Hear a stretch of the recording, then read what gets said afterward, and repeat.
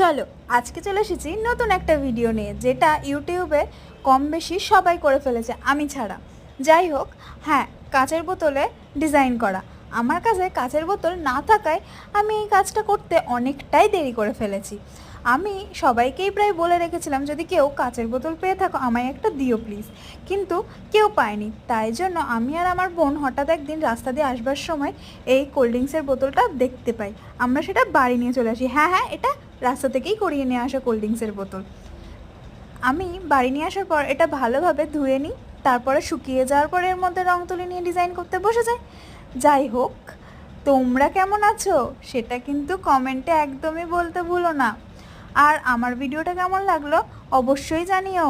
আর পরের ভিডিওটা খুব তাড়াতাড়ি আমি দিচ্ছি, তার জন্য তোমরা আমার চ্যানেলটা সাবস্ক্রাইব করে দিও। টাটা বন্ধুরা, আজকের মতন এটুকুনি। পরের ভিডিওতে আবার কথা হবে। টাটা।